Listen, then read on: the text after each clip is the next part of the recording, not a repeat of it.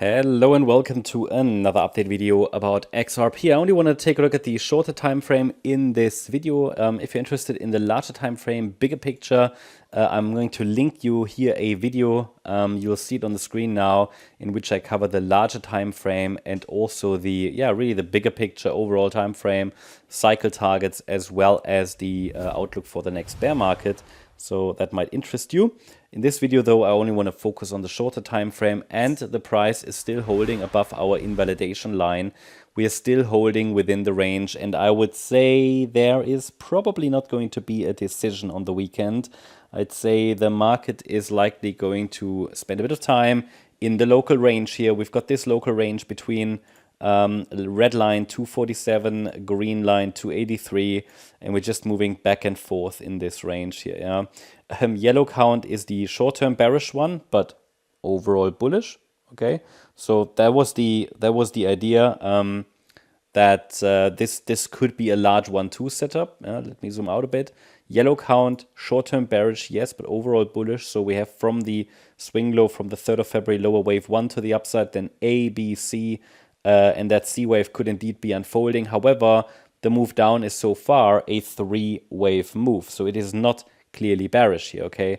And even if it is short-term bearish, the market should ideally, even in the yellow scenario, hold support at $1.95, because that's the 78.6 retracement. We don't want a wave 2 move below that level. So that should tell you already about the yellow scenario. And in the yellow count, to confirm the yellow scenario further, which again would take this path from this B wave high, 1, 2, 3, 4, 5.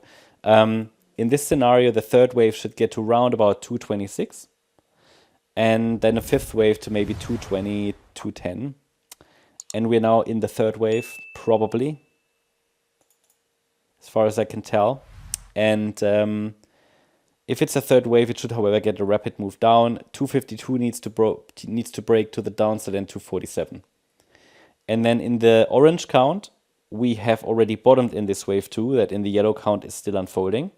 So in the yellow count, the 1-2 setup is still in development.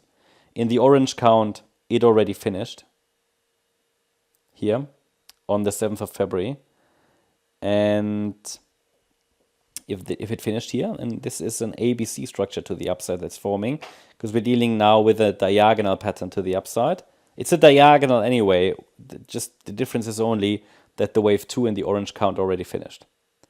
And in this structure, we're now in a C wave up, which would be a 5-wave move. Wave 1, wave 2, and this is a wave 2 pullback. And I gave you that 252 level as key support, and it's still holding. But we need a break minimally above the last high, 271, to indicate some kind of a low is in place.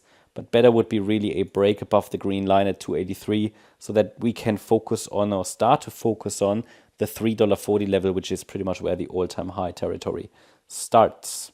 So that's it. But again, I'm not convinced that we're going to see a reaction here, or let's say a decision over the weekend, unless the entire market is doing it. And it's also, I think, important to recognize that this could turn into something different. I mean, it's all corrective. So the levels are clear, invalidation points are clear, breakout points are clear, but they are there because this here could just turn into some kind of a triangle. So it's all noise. There's really no breakout. This is why I said until we get really a breakout, this could morph a few times. So just note where the levels are. Downside targets in case of a downside breakout. The 195 level is quite a stable support level. So really ideally this one holds. And overall, we just have to be patient. I know it is a bit boring at the moment, but there's nothing else that we could do here. What I've been trying to say to you over the last few days, last week or so, is that really we need a break above the green line. Until that happens, price action isn't going to be very, very meaningful. And that's also the same thing that we observe on the Bitcoin chart. It's just not very meaningful price action at the moment, because we're still holding below that 3rd of February high. And I can't change that, unfortunately.